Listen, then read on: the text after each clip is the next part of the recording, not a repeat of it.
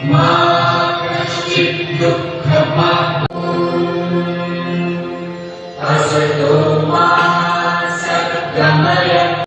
हुए हैं तो झूठ के झांसे में आ जाते हैं, कुछ लोग हवा के साथ आ जाते हैं। मैं एक एक कार्यकर्ता से यही निवेदन करना चाहता हूं, आज से लगिए, जनता के बीच में जाइए, उनको बताइए, समझाइए, कहिए इस देश को अगर कोई आगे ले जा सकता है, प्रदेश को कोई आगे ले जा सकता है तो वो सिर्फ एक भारतीय जनता पार्टी है, भारतीय जनता पार्टी। आपके मन में भी ये विश्वास, आपके मन में भी ये विश्वास के नेतृत्व के ऊपर विश्वास आप, क्योंकि वो झूठ के माहिर होते हैं। चुनाव आता है, कई तरह की हवाएं आती है, कई लोगों पर यही काम हो गया।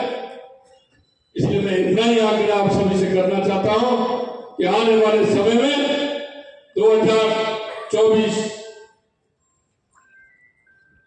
ऐसा हो कि जो देश में जो कहते हैं ना लोग, अब की बार 400 पार और राजस्थान में 25 की 25, लेकिन उनका जीत का अंदर कहीं भी ऐसा कोई लोकसभा नहीं रहे जब 5 लाख से ऊपर हम जीत के नहीं आए। ये संकल्प हमको लेना है, क्योंकि आप देख रहे हो जिस तरह से ये इंडिया, भाई तुम्हारी कहीं कोई आपस में ही किसी तरह से आपका नहीं है, क्योंकि वहां तो आप खिलाफ चुनाव लड़ रहे हैं और जब केंद्र का चुनाव आ रहा है तो तुम एक दूसरे से सांठगांठ कर रहे हैं।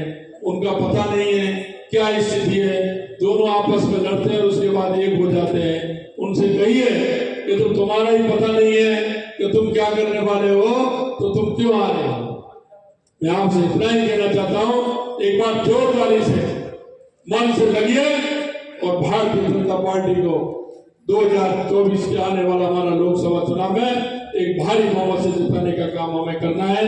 यही मैं आपसे आग्रह करना चाहता हूं।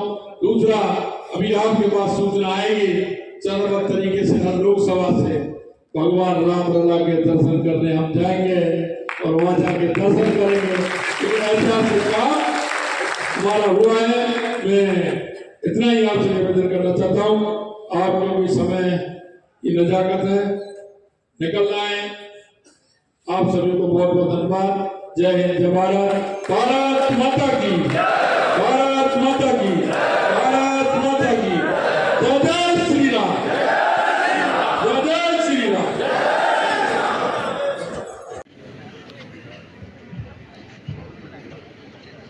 Distinguished invitees, मोदी जी की जो गारंटी है, उस गारंटी पर हम पूरी तरह से कायम। इसलिए मैं आपसे निवेदन करना चाहता हूं, आने वाला 2024 हमारा चल रहा है, आने वाले 2 महीने में चुनाव हमारे जो आ रहे हैं, हमको मुस्तैदी से खड़ा होना है।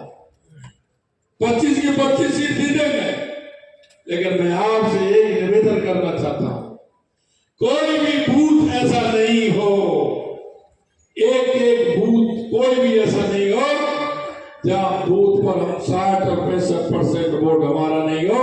ये चुनौती है। आप जाइए, एक एक गांव में जाइए, एक एक ढाणी में जाइए, एक एक बूथ पर जाइए, क्योंकि आप कहने में सक्षम हो, आपका नेतृत्व सक्षम है। जो नेतृत्व कहेगा उसकी बात पूरी होगी। और यही नहीं, 2014 के बाद देश के अंदर उससे पहले कितनी घटनाएं होती थी, कितने घोटाले होते थे। आप छाती ठोक करके जाइए, कहिए कि हमारा एक भी घोटाला किसी भी तरह का बताइए। हमने जो आपके बीच में बात रखी है, वो उस बात को हमने पूरा किया है। अरे मोदी जी जैसा नेतृत्व, क्षमतावान नेतृत्व हमारे पास है।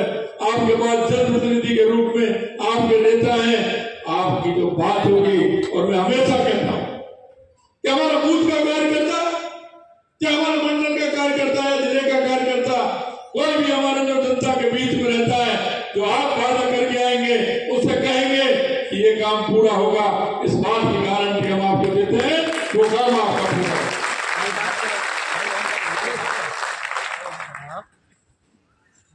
कहते हैं अरे मना कर दिया, वो फन तंत्र जो कर है, फन तंत्र कोई मतलब नहीं। मंच पर उपस्थित को खड़ा भी है, बैठा है। राजस्थान के यशस्वी मुख्यमंत्री, हम सब के सुपरिचित, जिन्होंने लंबे समय तक संगठन में काम किया, श्री भजनलाल शर्मा जी। मंच पर उपस्थित प्रदेश के महामंत्री और जोधपुर के प्रभारी आदरणीय जगदीश छाबा जी। मंच पर उपस्थित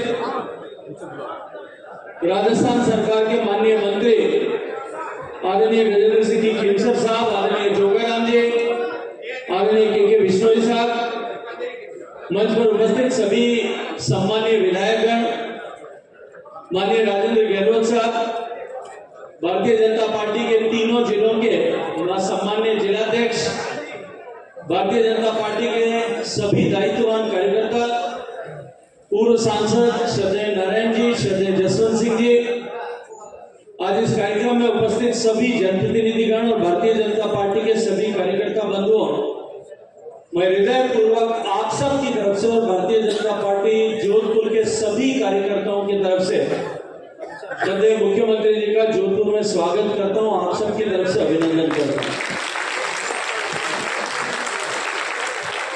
मित्रों, मैं माननीय मुख्यमंत्री जी का अभिनंदन इसके लिए भी करता हूं अपनी बात प्रारंभ करने से पहले कि उन्होंने आदरणीय देवेंद्र जोशी जी ने जब विधानसभा के पटल पर जो विषय रखा, पाकिस्तान से आए हुए ऐसे हमारे विस्थापित भाई बहनों के दर्द को समझ करके उनके आवास के लिए सरकार समुचित व्यवस्था करेगी, इस बात की घोषणा की है। और उसके लिए भी माननीय मुख्यमंत्री जी का हृदयपूर्वक आभार ज्ञापन करता हूं, क्योंकि हम सब जानते हैं कि जितना कष्ट, जितना तकलीफ अपनी माताओं बहनों की इज्जत को बचाने के लिए लोग सब कुछ छोड़ करके जब पाकिस्तान से, अफगानिस्तान से भारत में आते हैं और नागरिकता मिलने तक का एक बहुत लंबा संघर्ष इन सबको लगातार कई वर्षों तक झेलना होता है। मुझे क्योंकि आप सब लोगों के बीच में रहने का, काम करने का वर्षों तक अवसर मिला है। आदरणीय गणेश बिजानी जी बैठे हैं, आदरणीय कर्म चवन जी बैठे हैं। वर्षों तक ये लोग आसमान से गिरे हुए और खजूर पर अटके हुए जैसी परिस्थिति में रहते थे। सम्मानित प्रधानमंत्री जी ने इनके दर्द को समझकर सिटीजनशिप अमेंडमेंट एक्ट इन्हीं के लिए, इन्हीं को समस्याओं का समाधान करने के लिए लेकर के आए थे। संसद ने उसे पारित किया, उसके लिए नियम बनाए जा रहे हैं और बहुत जल्दी जो समस्याएं शेष रह गई है उनसे राहत भी भारत सरकार के तत्वावधान में इन सब को मिलेगा। लेकिन उससे आगे बढ़कर के जो कदम आपने मानवीयता के आधार पर उठाया है, मैं हृदय पूर्वक आपका अभिनंदन करता हूं, आपका अभिवादन करता हूं। तो आज हम भारतीय जनता पार्टी के कार्यकर्ताओं के लिए निश्चित रूप से अत्यंत सौभाग्य का दिन इसलिए भी है कि हम सब के महबूब नेता भारतीय जनता पार्टी की स्थापना से लेकर के, उससे पहले जनसंघ के समय से लेकर के, जिनका सानिध्य भारतीय जनता पार्टी को मिला, जिनके मार्गदर्शन में भारतीय जनता पार्टी वहां दिल्ली के एक छोटे से कार्यालय में 5 लोगों से प्रारंभ हुई जनसंघ की से लेकर के भारतीय जनता पार्टी, और भारतीय जनता पार्टी में 1980 से शुरुआत करके 2 सांसदों से लेकर के 2 बार लगातार पूर्ण बहुमत की सरकार बनाने वाली पार्टी बनी। ऐसे हम सब के अपने लाल कृष्ण आडवाणी जी को आज देश की सरकार ने, माननीय प्रधानमंत्री जी और राष्ट्रपति जी ने भारत रत्न पुरस्कार से सम्मानित किया। ये श्रद्धेय अटल जी को सम्मानित करना भारतीय जनता पार्टी के हर कार्यकर्ता, जो भारतीय जनता पार्टी या जनसंघ के जमाने से लेकर के आज इस मुकाम तक भाजपा के पहुंचने तक जो साक्षी रहा, जो सहभागी रहा, जो सहयोगी रहा है, हर एक उस कार्यकर्ता के एक एक परिश्रम का, एक एक पसीने की बूंद का सम्मान जो है सम्माननीय प्रधानमंत्री जी ने किया है। मैं भारतीय जनता पार्टी के कार्यकर्ताओं की तरफ से हृदयपूर्वक सम्माननीय प्रधानमंत्री जी का इस यशस्वी निर्णय के लिए अभिनंदन करना चाहता हूं। मित्रों, मैं ज्यादा लंबी बात नहीं करना चाहता।